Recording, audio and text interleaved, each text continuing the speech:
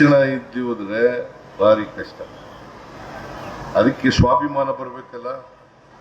ಈ ಸ್ವಾಭಿಮಾನ ಬರಬೇಕಂದ್ರೆ ಶಿಕ್ಷಣ ಕಲೀಲೇಬೇಕು, ಬುದ್ಧಿವಂತರಾಗಲೇಬೇಕು, ವಿದ್ಯಾವಂತರಾಗಲೇಬೇಕು. ಮೊದಲೆಲ್ಲ ಏನ್ ಮಾಡ್ತಾ ಇದ್ರು ಅಂತಂದ್ರೆ, ಈಗ ಕಡಿಮೆ ಆಗ್ತಾ ಇದೆ.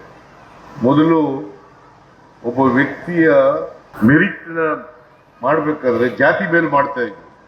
ಇಂಥ ಜಾತಿ ಹುಟ್ಟಿದವರು ಮಾತ್ರ ಮೆರಿಟ್ ಸ್ಟೂಡೆಂಟ್ಗಳಾಗ್ತಾರೆ, ಇಲ್ಲವರೇ ಇಲ್ಲ. ಈಗ ನನ್ನ ಕುರುಬರ ಜಾತಿನಲ್ಲಿ ಹುಟ್ಟಿದ್ರೆ ನಾನು ನಿಮ್ಗೊಂದು ಹೇಳ್ತೀನಿ. ನಾನು ಹಣಕಾಸಿನ ಮಂತ್ರಿ ಆದೆ. ಹಣಕಾಸಿನ ಮಂತ್ರಿ ಆದ್ಮೇಲೆ ಗೊತ್ತಾಯ್ತಲ್ಲ, ಸಿದ್ದರಾಮಯ್ಯನಿಗೆ 100 ಕುರಿ ಲೆಕ್ಕ ಹಾಕಕ್ ಬರಲ್ಲ.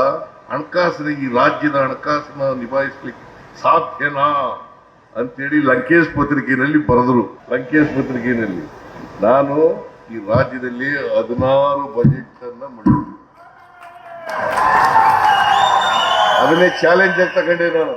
ಯಾಕಾಗಲ್ಲ ಕುರುಬರ ಕೈಲಿ ಅಂತ ಹೇಳಿ ಚಾಲೆಂಜ್ ತಗೊಂಡು ಹಣಕಾಸಿನ ಮಂತ್ರಿಯಾಗಿ 16 ಬಜೆಟ್ಗಳನ್ನ ಮಂಡಿಸಿದ್ದೇನೆ.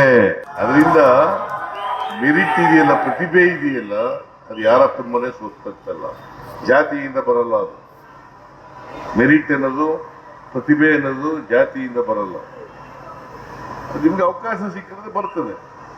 ಅವಕಾಶ ಸಿಕ್ಕಿದ್ರೆ ಬಾಬಾ ಸಾಹೇಬ್ ಅಂಬೇಡ್ಕರ್ ಅವರು ಬಹುಶಃ ಈ ದೇಶ ಕಂಡಂತ ಮಹಾನ್ ಜ್ಞಾನಿ. ಏಕಾಂಗಾಯ್ತು ಯಾವ ಜಾತಿಯಲ್ಲಿ ಹುಟ್ಟಿದ್ದವರು? ಅಸ್ಪೃಶ್ಯ ಜಾತಿಯಲ್ಲಿ ಹುಟ್ಟಿದ್ದರು. ಹೆಂಗೆ ಅವನು ದೊಡ್ಡ ಜ್ಞಾನಿ ಆಗ್ಬೇಕಾದ್ರೆ, ಮೇರು ವ್ಯಕ್ತಿ ಆಗ್ಬೇಕಾದ್ರೆ ಸಾಧ್ಯ ಆಯ್ತು? ಅದರಿಂದ ಯಾವ ಜಾತಿನಲ್ಲಿ ಹುಟ್ಟಿದೀವಿ ಅನ್ನೋದು ಬಹಳ ಮುಖ್ಯ ಅಲ್ಲ, ನಮ್ಗೆ ಹೆಂಗೆ ಅವಕಾಶ ಸಿಕ್ತು ಅನ್ನೋದು ಬಹಳ ಮುಖ್ಯ. ನಿಮ್ಗೆ ವಿದ್ಯೆ ಕಲಿತಕ್ಕಂಥ ಅವಕಾಶನೇ ಸಿಕ್ಕದೆ ಹೋದ್ರೆ ನೀವು ಮೇಲಕ್ಕೆ ಬರೋಕ್ಕೆ ಸಾಧ್ಯನೇ ಆಗಲಿ. ಅದಕ್ಕೆ ಎಲ್ರಿಗೂ ಸಮಾನ ಅವಕಾಶಗಳನ್ನು ಒದಗಿಸ್ಕೊಡ್ತಕ್ಕಂಥ ಸಂವಿಧಾನ.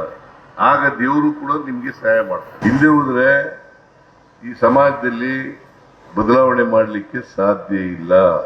ದೇವ್ರ ಪೂಜೆನೂ ಮಾಡಿ, ದೇವರನ್ನೂ ಭಕ್ತಿಯಿಂದ ಕಾಣಿ,